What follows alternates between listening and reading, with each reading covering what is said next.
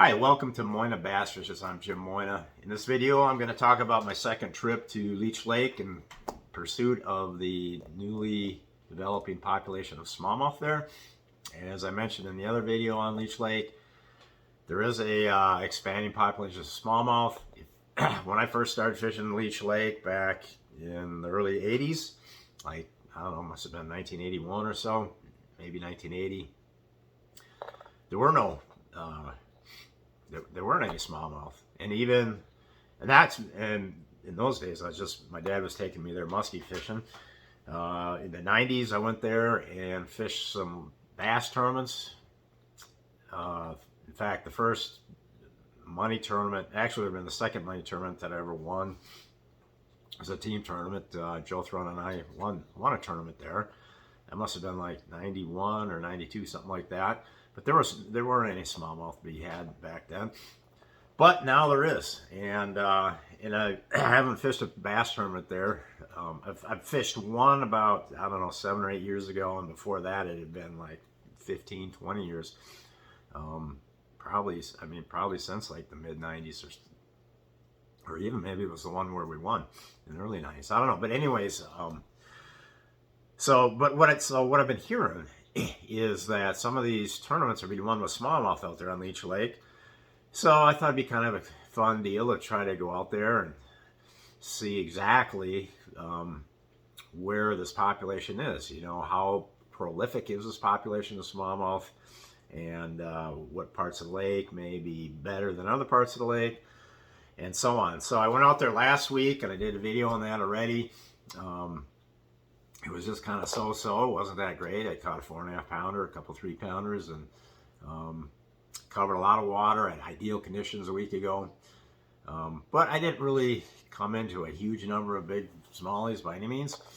And yesterday was kind of the same situation. Caught a 4.5 pounder, just blind casting.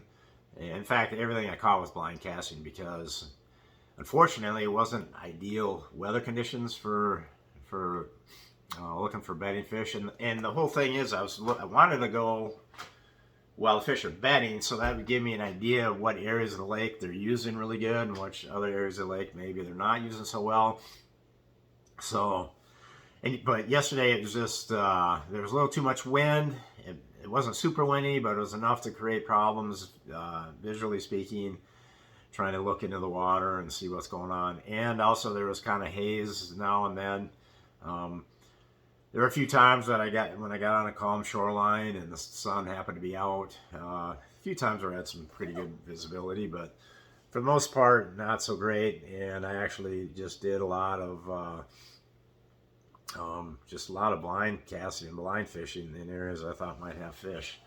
So, and again, it was the same kind of results. I caught a beautiful fish, like a 4.5 pounder, and the fish are really nice looking fish. Kind of like Mille Lacs in their length to weight ratio. You know, just have a nice chunky build to them.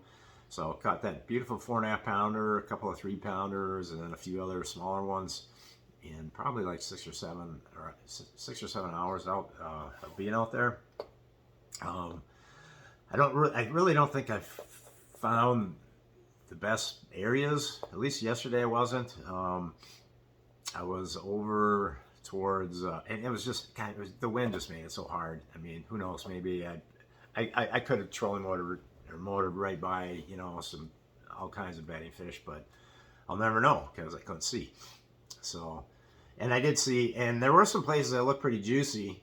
Saw some nice habitat for them, and you know, I could kind of make it out in the wave action, but of course seeing any detail at the bottom like a bedding fish or a fish on a bed was just next to impossible with the chop going on. So anyways, yeah, so where I was looking yesterday is, again, like the other day I launched in Whipple. This time I went all the way up the western side and then over and around in Agency Bay, and that was kind of the run that I made yesterday. And definitely there's some habitat along there. Just couldn't really see very well, and then I caught some fish. So saw some dogfish, and when I got into some backwater type areas with the rice and stuff like that. Saw some dogfish. Caught one nice largemouth. You know, not huge, but like 3.5 pounder. And and what's really, you know what? Now I've been there 2 days. You know, a little over a week ago, and now yesterday.